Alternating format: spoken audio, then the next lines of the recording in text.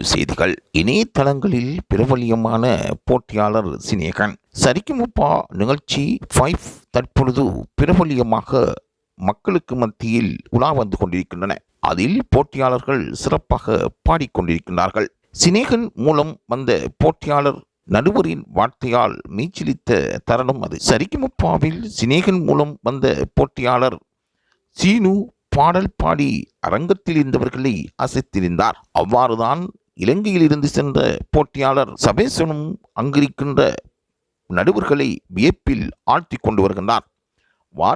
வாரம் வழங்கப்படுகின்ற சுற்றுக்களை தவறாமல் அவர் golden performance வாங்கி கொண்டு வருகின்றார்.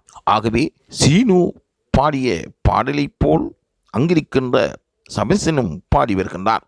சரிகமபாவில் பல போட்டியாளர்கள் கலந்து கொண்ட நிலையில் தயாரிப்பாளர் சினேகன் மூலமாக சரிகமபாவுக்கு வருகை தந்தவர்தான் போட்டியாளர் சீனு.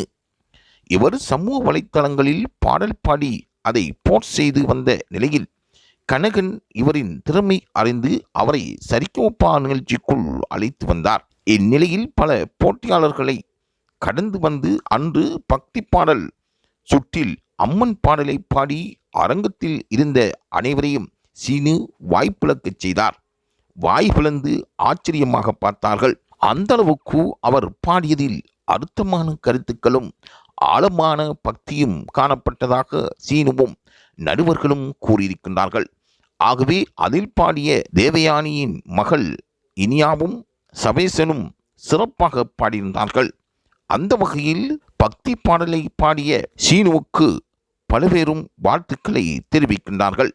அவரை சரிகமபா நிகழ்ச்சிக்கு அழைத்து வந்த சினேகன் அவர்களுக்கும் வாழ்த்துக்கள் குவிந்து கொண்டு வருகின்றன.